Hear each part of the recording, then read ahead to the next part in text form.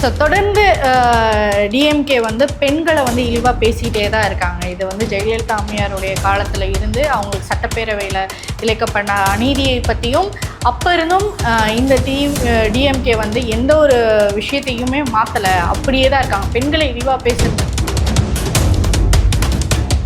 இப்போது அவங்க ஆட்சியில் இருக்கும்போது பெண்களை இவ்வளோ இழிவாக பேசினாலும் அவங்க கண்டுக்காமல் போயிடுவாங்க. ஆனால் பெண்கள் பாதுகாப்புன்னுவாங்க. நான் பேசாத ஒன்று கட்காப்பி பேஸ் பண்ணி லைவ்ல நாங்கள் பார்க்குறோம், லைவ்லேயே நாங்கள் அதை ரெக்கார்ட் பண்ணுறோம், லைவ்லேயே நாங்கள் அதை பற்றி பேசி போடுறோம். ஒரு பெண்களுக்கு எதிராக பேசியிருக்க ஒரு விஷயத்த உணர்ச்சியே அந்த ஒரு உணர்வு குற்ற உணர்வே இல்லாமல் நான் இதை ஜாலியாக பார்க்குறேன், நான் இதை காமெடியாக பார்க்குறேன் அப்படின்னா உதயநிதி அவர்கள் பேசின வார்த்தையை திமுக ஆட்களே சேர்ந்து உட்காந்து குடும்பத்தோட உட்காந்து டிவியில பாருங்க, அதை பார்க்க முடியுமா?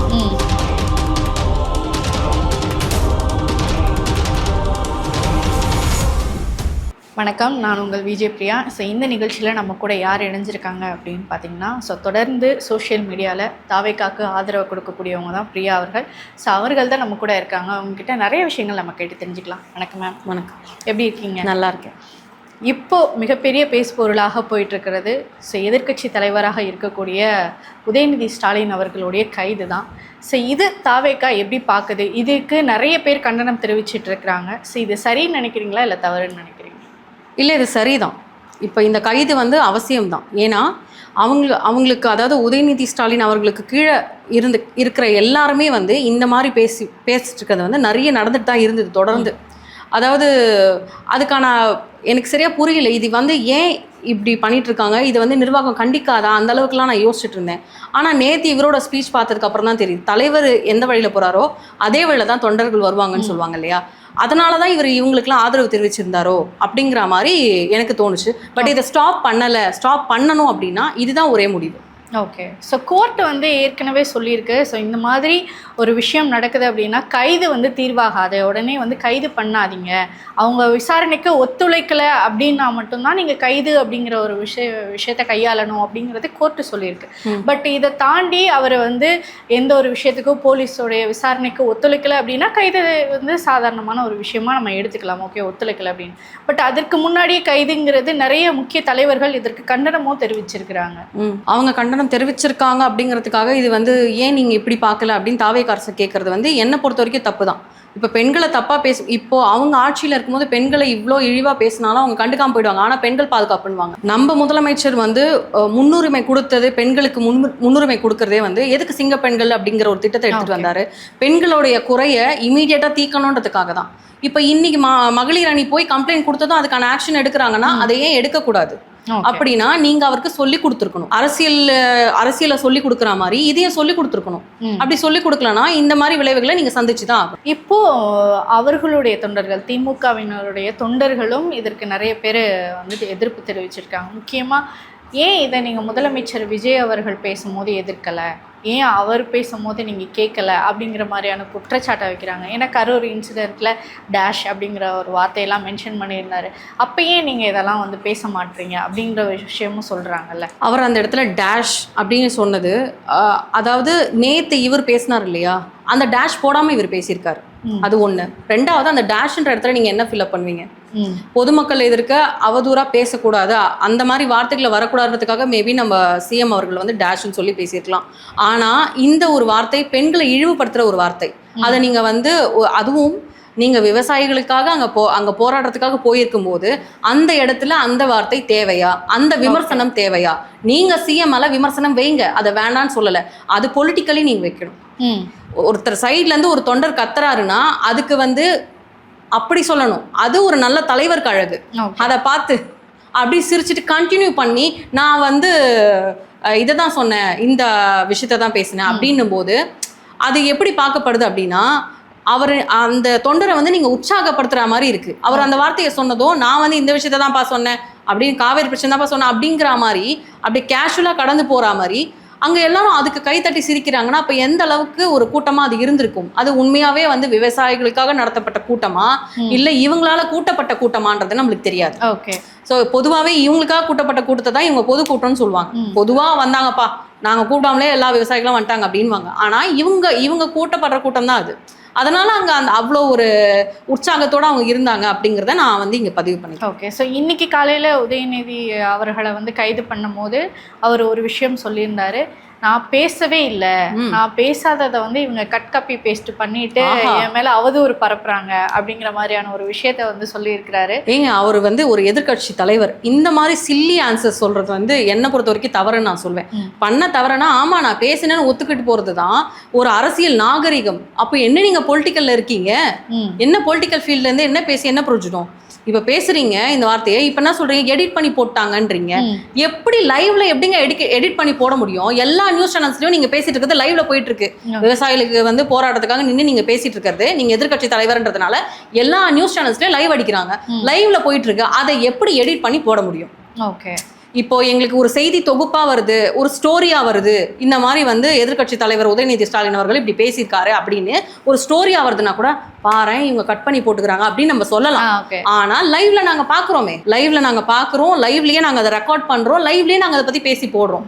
அப்போ அந்த அளவுக்கு நீங்க பேசிட்டு அது கட் பண்ணி போட்டிருக்காங்கன்னு சொன்னா அது வந்து குழந்தைங்க சொல்ற ஆன்சர் மாதிரி இருக்கு. அப்ப பார்க்கும்போது இப்போ சில விஷயங்கள் வந்து நேத்து இவர் பேசியிருக்கிறாரு, இன்னைக்கு அதுக்கான கைது நடவடிக்கை எடுத்திருக்காங்க. நாளைக்கு சட்டமன்ற கூட்டத்தொடர் வந்து நடக்க போகுது. ஸோ பட்ஜெட் தாக்கல் பண்ண போகிறாங்க நம்ம தமிழக அரசு.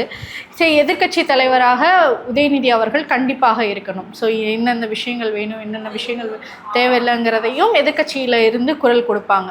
ஸோ இப்போ இதை வந்து தவிர்க்க தான் எதிர்கட்சியில் அவர் இருக்கக்கூடாது, ஸோ அவர் நாளைக்கு சட்டப்பேரவை வந்து வரக்கூடாது அப்படிங்கிறதுக்காக தான் இந்த விரைவான கைது நடவடிக்கை எடுத்திருக்காங்க அப்படிங்கிற ஒரு குற்றச்சாட்டையும் வந்து வைக்கிறாங்க. அவர் வந்தா மட்டும் என்ன பண்ணுவாரு?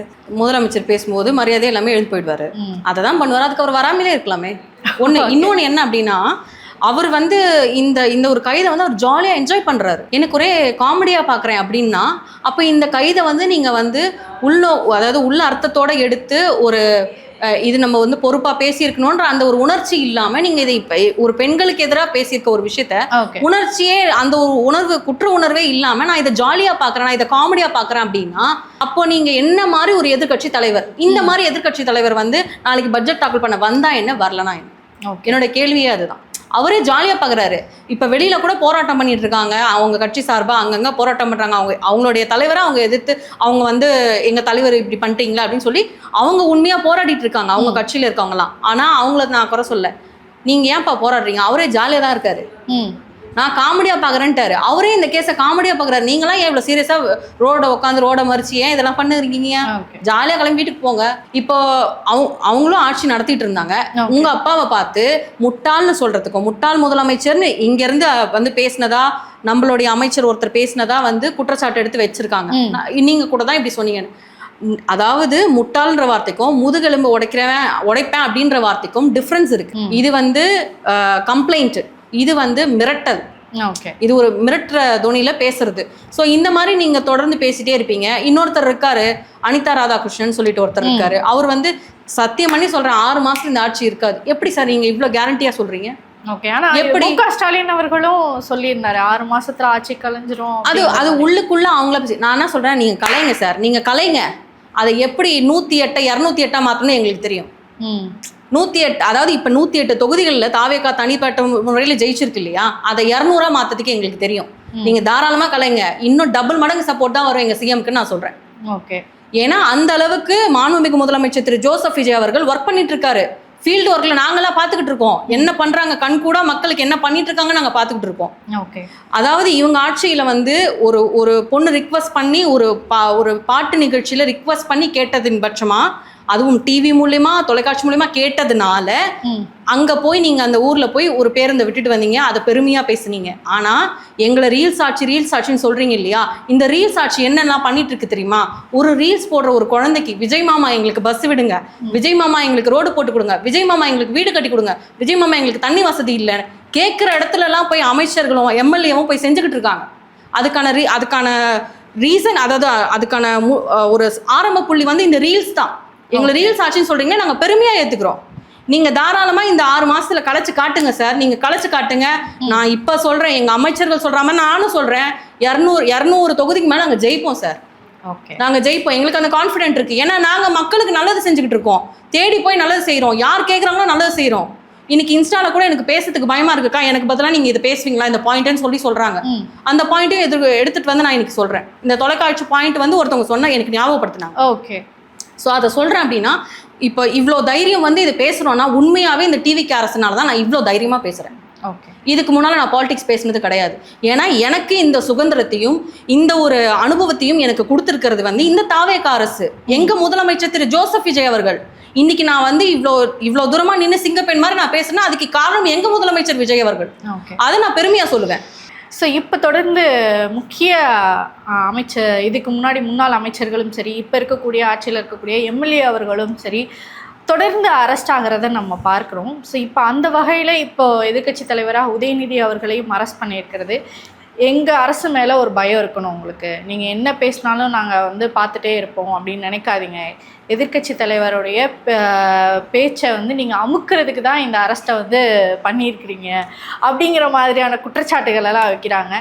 எதிர்க்கட்சியை இப்போ எதிர்த்து எந்த விஷயமும் கேட்கக்கூடாதா, எதுவும் பேசக்கூடாதா, எங்கள் பேச்சு உரிமையை நீங்கள் பறிக்கிறீங்க அப்படிங்கிற மாதிரியும் சொல்கிறாங்க. இதுக்கு என்ன சொல்லணும்னு நினைக்கிறேன்? நீங்கள் நாகரிகமாக பொலிட்டிக்கல் பண்ணுங்க. நாகரிகமாக அரசியல் சார்ந்து மக்களை சார்ந்து நீங்க கேள்வி கேட்கறதுக்கு உங்களுக்கு எந்த விதமான கொஸ்டின் அரெஸ்ட் எதுவுமே வராது. அவர் பேசின அந்த வார்த்தையை இப்போ நம்ம அமைச்சர் நிர்மல்குமார் சார் சொல்லியிருக்காரு. அவர் அதாவது உதயநிதி அவர்கள் பேசின வார்த்தையை திமுக ஆட்களே சேர்ந்து உட்காந்து குடும்பத்தோட உட்காந்து டிவியில பாருங்க. அதை பார்க்க முடியுமா? பார்க்க முடியாது. ஆமா, அந்த மாதிரி ஒரு வார்த்தை தான் அது. அதனால அப்படிப்பட்ட வார்த்தைகளுக்கெல்லாம் வந்து எதுவுமே ரியாக்ட் பண்ணக்கூடாது அப்படின்னா அது வந்து தவறு. என்னை பொறுத்த வரைக்கும் தவறு. நாகரிக அரசியல் அதாவது நாகரிகம் கலந்த ஒரு அரசியலாக இருக்கணும். நீங்கள் பேசுகிற ஸ்பீச்சில் வந்து நீங்கள் ஒருத்தருக்கு முன் உதாரணமாக இருக்கணும். இவங்க பேசிகிட்டு இருக்கிறது எல்லாமே முன் உதாரணமாக இல்லை. எலும்பு உடைச்சிருவேன்னு ஒருத்தர் சொல்கிறது, இன்னொருத்தர் முட்டாள்னு சொல்கிறது. முட்டாள் கூட வந்து நீங்கள் சொல்லுவீங்க, நீங்கள் கூட தான் சொன்னீங்கன்னா அதை கூட விட்டுருங்களா, அந்த வார்த்தையை விட்டுருங்களா. இப்போ நேற்று உதயநிதி அவர்கள் பேசின வார்த்தைகள், இந்த மாதிரி வார்த்தைகள் எல்லாம் எப்படி என்கரேஜ் பண்ணி பேசுங்க பேசுங்க சூப்பர் பேசுங்க அப்படின்னு எந்த மக்கள் சொல்லுவாங்க? பொதுமக்களாக இருந்து எந்த மக்கள் சொல்லுவாங்க? ஏன் இவர் இப்படி பேசுறாரு, இவ்வளோ அசிங்கமாக பேசுறாரு அப்படிதான் சொல்லுவாங்க பொதுமக்களாக இருந்தா. நீங்கள் பொதுமக்களுக்காக போராட்டத்துக்கு போயிருக்கீங்கன்னா அந்த வேலையை பார்க்கணும். அங்கே கூட எங்கள் முதலமைச்சரை சொன்னீங்க ஸ்கிரிப்ட் பேப்பர் இல்லாமல் பேச மாட்டார், ஸ்கிரிப்ட் இல்லாமல் பேச மாட்டார். மறுபடியும் சொல்கிறேன், நம்மளுடைய அமைச்சர் நிர்மல்குமார் சார் வந்து மேகதாதுனா என்னன்னு கேளுங்கன்னு தான் சொன்னார். கேட்டதுமே பேப்பர் இல்லைன்னு ஓடி போயிட்டீங்க. ஓடி போயிட்டு வீட்டில் போயிட்டு ட்விட் போடுறீங்க. அப்போ நீங்கள் எங்களை சொல்லலாமா? இப்போ நாங்கள் அரசியலுக்கு புதுசு, எங்கள் முதலமைச்சர் புதுசாக வந்திருக்காரு, அவருக்கு எதுவும் தெரியலன்னு நீங்கள் சொல்கிறீங்க. ஆனால் நாங்கள் அதை ஏற்றுக்க மாட்டோம். அவர் தெரிஞ்சு தான் பண்ணுறாரு, சைலண்ட்டாக இருந்து வேலையை முடிக்கணும் தான் அவர் முடிக்கிறாரு. நீங்கள் 70 வருஷ கட்சியில் எவ்வளவு பார்த்துருப்பீங்க. அப்போ நீங்கள் ஏன் சார் ஸ்கிரிப்ட் இல்லாமல் பேசலை? நேற்று கூட ஸ்கிரிப்ட் பேப்பரில் யாரோ எழுதி கொடுத்தனால தான் இன்றைக்கி அவர் அரெஸ்ட் ஆகிருக்கார். இல்லைன்னா அந்த வார்த்தை இல்லாமல் அவருக்கு தெரியுமான்றது எனக்கு தெரியாது. ஆனால் அவர் அந்த பேப்பரை பார்த்து தான் படித்தார். அதனால சொல்கிறேன்.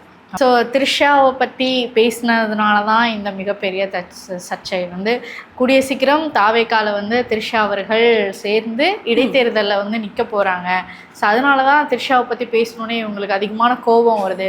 த்ரிஷா என்ன பிரதமரா அப்படின்னு சொல்லிட்டு RS பாரதி அவர்கள்லாம் பேசியிருக்கிறாங்க.